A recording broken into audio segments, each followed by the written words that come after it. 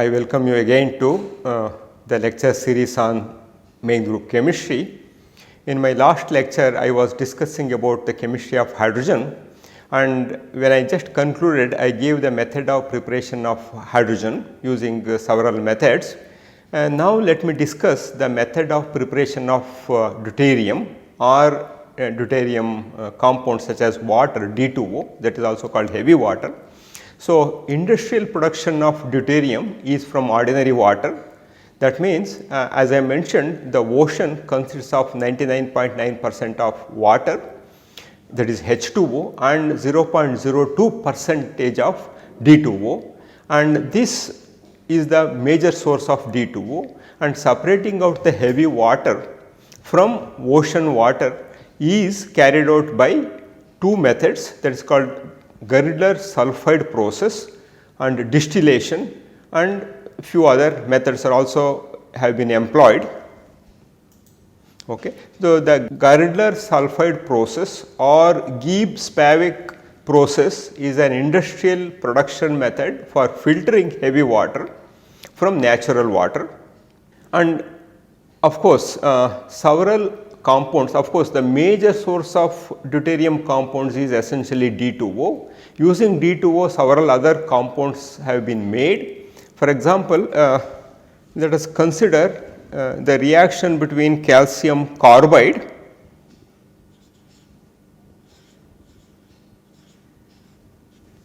and when it is treated with D2O, it forms deuterated acetylene plus calcium deuteroxide. Okay. Similarly, once after preparing acetylene, one can do 2+2+2 cycloaddition using an appropriate method to generate deuterated benzene. For example, 3 equivalents of deuterated acetylene can generate C6D6, that is deuterated benzene. Of course, here we are using a catalyst.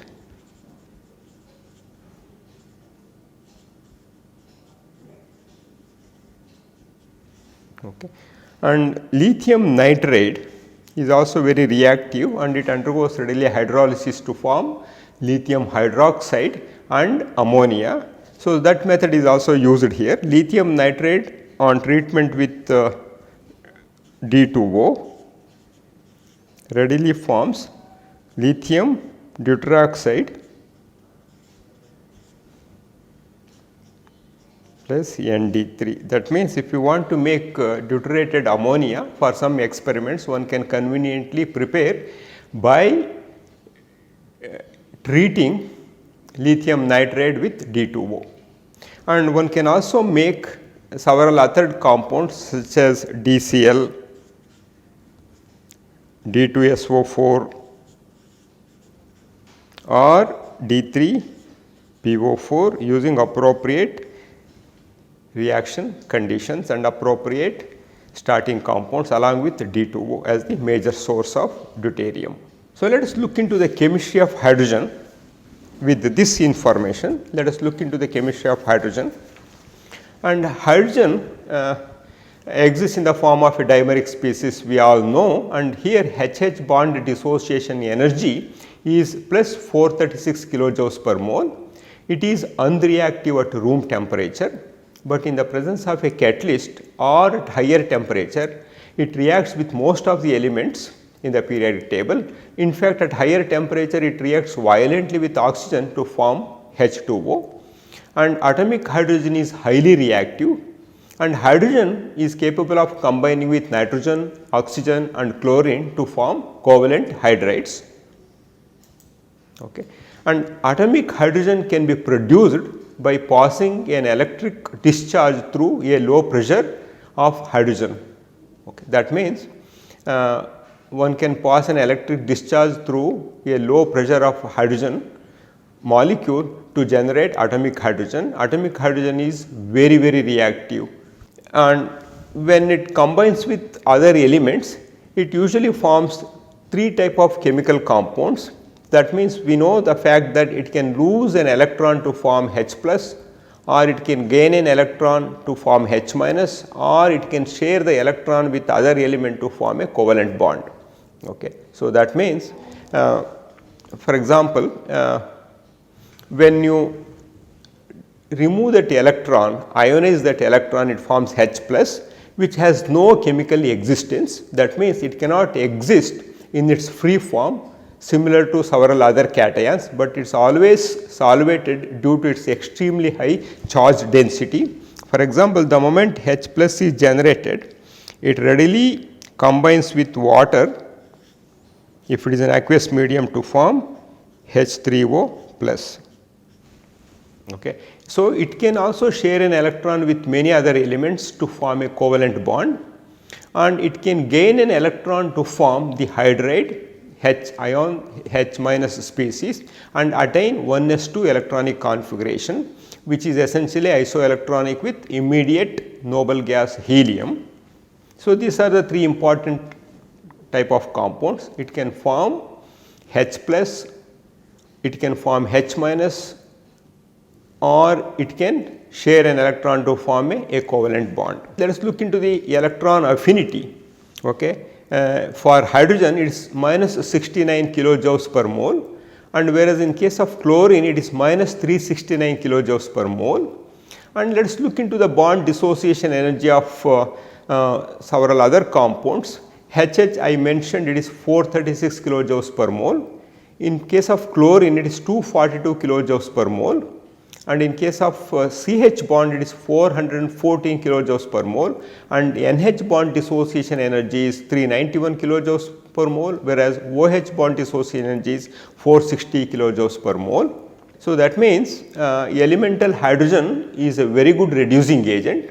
It can reduce many metal oxides to metals, and in all such cases H2O is essentially the byproduct, and also hydrogenate many unsaturated organic compounds containing C double bond, C triple bond, or C double bond O to the corresponding saturated analogues. That means essentially it can reduce either C triple bond C or C double bond C or CO to the corresponding saturated compounds, and compounds produced on combining element hydrogen with an element are essentially called hydrides. That means whether H minus, H plus, or it is forming a covalent bond, such compounds are essentially called as hydrides.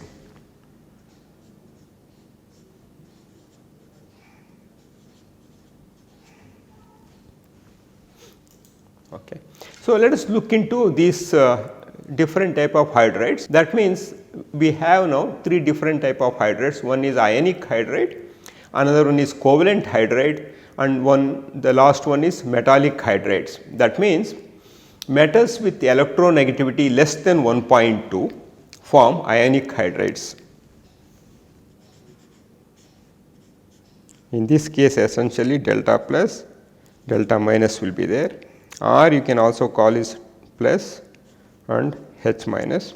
That means with metals having electronegativity less than 1.2 means they have to be alkali metals or alkaline earth metals. So, alkali metals or alkaline earth metals when they combine with hydrogen form ionic hydrides, and hydrogen behaves very similar to halogens in these compounds as both are 1 electron short to attain next inert gas configuration, and elements with electronegativity in the range of 1.5 form covalent hydrides, and covalent bond get polarized from delta plus to delta minus depending on the electronegativity of values. That means when it forms a covalent bond, we come across two different type of covalent bonds. One is polar covalent bond, one is non-polar covalent bond. When the electronegativity difference is marginal, it is non-polar covalent bond. When the electronegativity difference is remarkable, then depending upon the electronegativity of the combining atom, so hydrogen can carry either plus charge or minus charge. For example, if you look into the HS bond, in HS bond H carries delta plus charge because sulfur is more electronegative, and whereas in case of BH hydrogen is more electronegative. As a result, H carries minus charge, and similarly in case of gallium hydride also H carries negative charge. So, this is how one can classify the covalent hydrides into polar covalent and non-polar covalent hydrides. Okay. So, I have listed here some hydrides of p block elements, that is group 13, 14, 15, 16 and 17. And in case of group 13, the simplest hydride one can think of is BH3, but it readily undergoes dimerization to form B2H6. So, simplest one is B2H6, and in case of group 14, especially with carbon, we have 3 different type of hydrides having this formula shown there, CnH2n plus 2 and CnH2n and CnH2n minus 2. So, aliphatic, alkenes and alkynes. And similarly with group 15, almost all elements form trivalent tricoordinated hydrides, for example, NH3, ammonia, PH3, phosphine, arsine and stibine. In case of group 16 elements, they form H2O, H2O2 hydrogen peroxide, H2H hydrogen sulfide, hydrogen selenide and hydrogen telluride.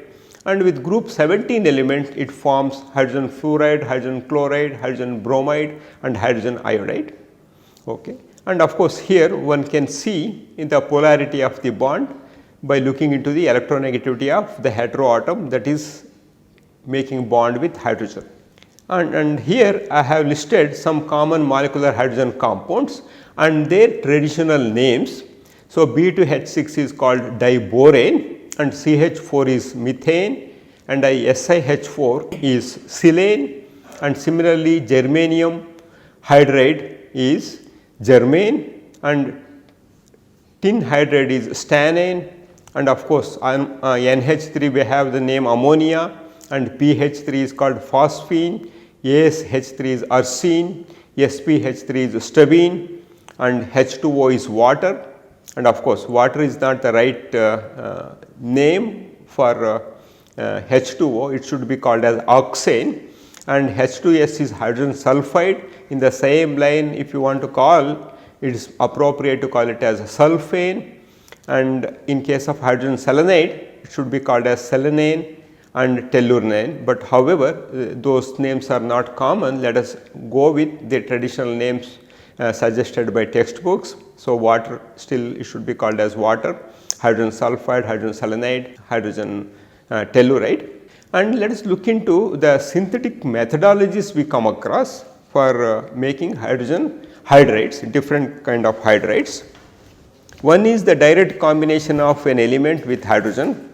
So, the second method involves the reduction of a halide or an oxide. So, that means we have several methods to generate these hydrides or hydrogen compounds. One method is the direct combination.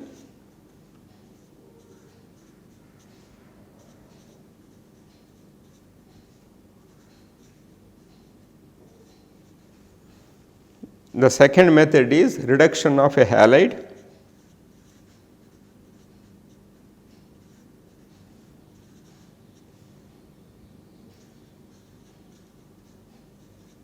Halide or oxide.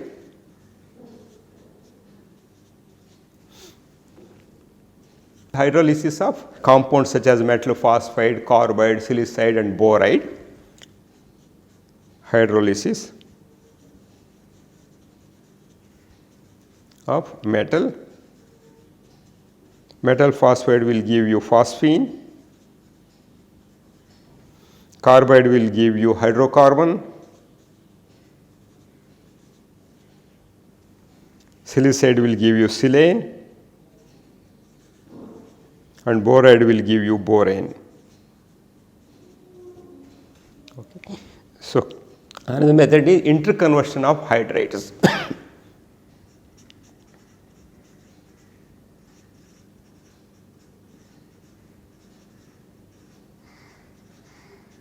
Interconversion of hydrides. Okay. Of course, one can use several methods. The important method used is subjecting the hydrides to electrical discharge, that is very frequently used in the case of boron hydrides to prepare higher boron hydrides. Okay. So, let me give in each case at least one example. Direct combination, I can show you here. In case of direct combination, example is take H2 and combine with O2 to give 2H2O, or take H2 combine with Cl2 to give 2HCl.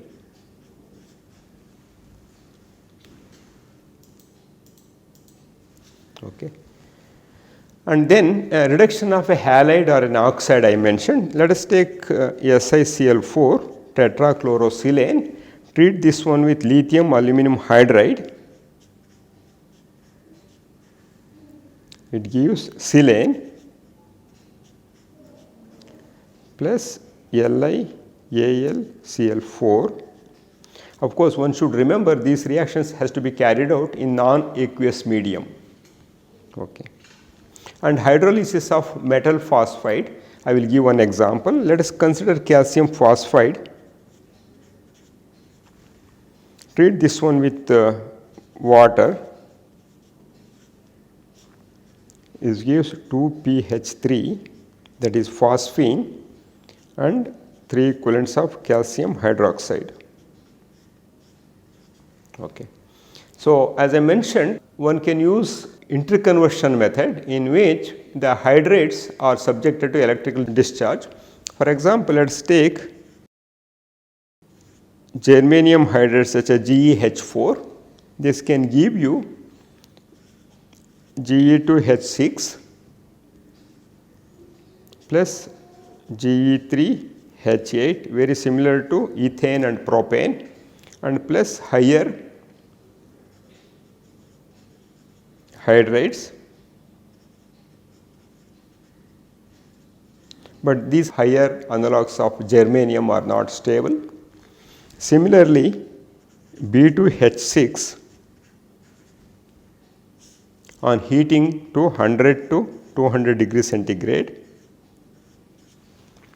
it gives B4H10 plus H2. For example, you take 2 equivalents, and similarly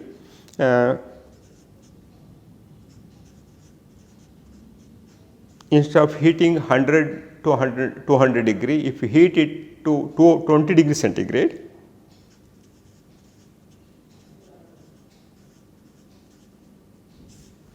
it gives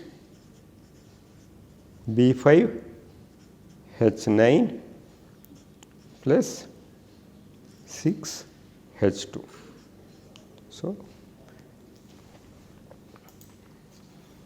So these are some more methods of preparation of various hydrates, and let us look into the properties of these hydrates.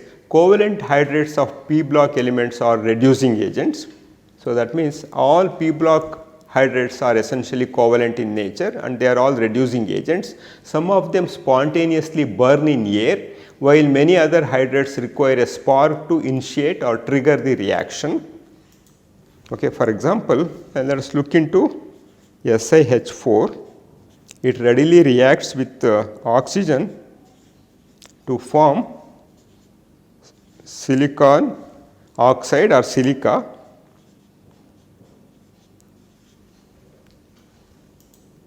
Whereas CH4 does not readily react, but with a spark it readily reacts with oxygen to form CO2 plus H2O. We looked into the properties of covalent hydrates and ionic hydrates. Let us look into metallic hydrates. Elements such as transition metals and also lanthanides and to an extent actinides absorb variable amount of hydrogen to form non-stoichiometric metal hydrates, which retain most of the properties of the metals. Example, hardness, conductivity and luster. However, they become little brittle in nature. So in these, hydrogen occupy interstitial tetrahedral sites in a closed packed metal lattice. So, lanthanides can also take up hydrogen in octahedral sites, giving ionic MH3 phases. For example, we have this non-stoichiometric compounds. Example, I will write here PD H with 0,6 non-stoichiometric, and in case of vanadium hydride we have a ratio of 1:1.6, and here we have 1:0.6, and here we have 1:1.6. In these compounds, essentially they are not really combining with metal, but they occupy interstitial sites. They can be either tetrahedral or octahedral depending upon the metal with which it is combining. And let us look into the compounds containing H plus ion. Removal of lone electron from hydrogen atom gives H plus ion. That means once the lone electron present in 1s orbital, it is ionized, it generates H plus, and conversion of H2 into gas phase, that is H plus, requires a large amount of energy. It is not very easy. So, let us look into this equation here.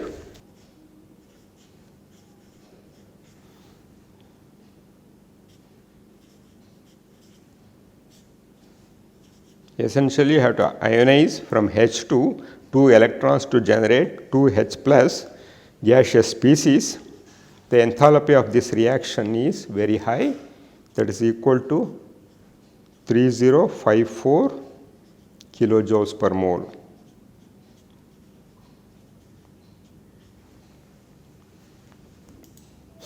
So, H plus generated in aqueous solution is always solvated by water to form hydroxonium, that is H3 plus ion, also called hydronium ion. Due to the delta plus on each hydrogen, they interact with oxygen atoms or water molecules to get solvated to have a composition. For example, these do not have an independent existence. This H plus does not have an independent existence. As a result, what happens, the moment it is generated in aqueous medium, it readily combines with H2O to form H3O called hydronium or oxonium ion. Due to the positive charge it is carrying, what it does is it interacts with the oxygen atoms of water molecules in its close vicinity and gets solvated, and it will assume several composition. One such composition is H3O,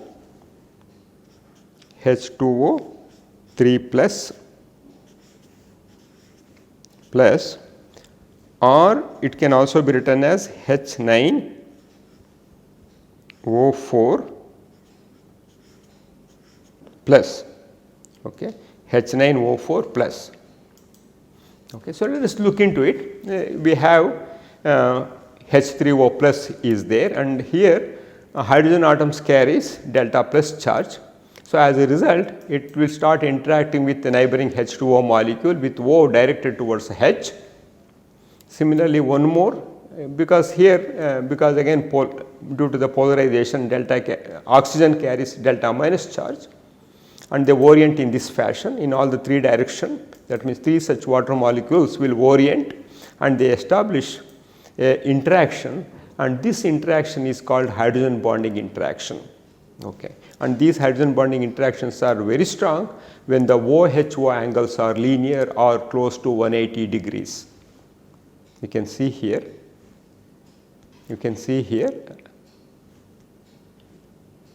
this delta plus is there, and O with the delta minus will be oriented, and similarly here and similarly here. This accounts for the H3O, H2O 3 times, having a composition of H9O4 plus. Okay. So, what are these hydrogen bonds then?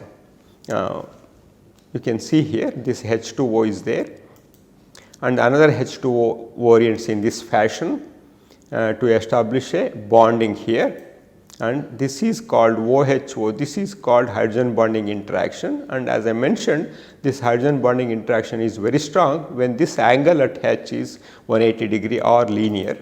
Okay. So, when that happens, okay, when hydrogen is bonded to the highly electronegative elements such as fluorine, oxygen, chlorine or nitrogen, there exists a secondary interaction due to the partially charged ions exist in the mixture, that means delta plus and delta minus. So, partially positively charged H and partially negatively charged electronegative atoms start interacting to establish hydrogen bonding. This hydrogen bonding is very strong when we have fluorine and oxygen, and to an extent in case of chlorine and nitrogen. So, remaining elements do not have any inclination to establish hydrogen bonding, and even if there is any hydrogen bonding is there with sulfur and hydrogen, they are very weak and they can be ignored for all practical purposes. The most strong hydrogen bonding we come across when hydrogen is in the vicinity of fluorine, oxygen, chlorine or nitrogen. Let us look into the trends in melting point and boiling point for p block binary hydrates. So, generally the melting and the boiling points of a series of related molecular compounds increases with increase in the molecular size owing to an increase in intermolecular dispersion forces. This is seen, for example, along a homogeneous series of alkane. For example, you take methane, ethane, propane, butane and pentane. Both methane and ethane are gases and propane and butane are also gases, but pentane is a liquid, low boiling liquid, and also the boiling point increases. So, here intermolecular dispersive forces increases with the increase in the size, because more such sites are available for interaction. As a result, the melting and boiling point increases. Okay. The melting and boiling point of p block hydrates can be compared. For group 14 elements, hydrates follow the expected trends what I had discussed, but in case of group 15, 16 and 17 elements, the first member of the group has a different melting and boiling point compared to higher congeners in those respective groups. Okay. And this anomalous behavior can be explained again using hydrogen bonding interactions. For example, in case of group 15, we have ammonia and phosphine. Ammonia shows a remarkably high melting and boiling point. Similarly, oxygen in case of water shows remarkably high melting and boiling point. So, these properties can be correlated with their ability to form very strong hydrogen bonding interactions. And HF also shows extensive hydrogen bonding interaction. So, that means especially why first members of the groups of 15, 16 and 17 show anomaly in their melting and boiling points can be correlated with their hydrogen bonding abilities. So, let me discuss the hydrogen bonding concept in my next lecture. So, until then, have a pleasant reading of inorganic chemistry. Thank you very much.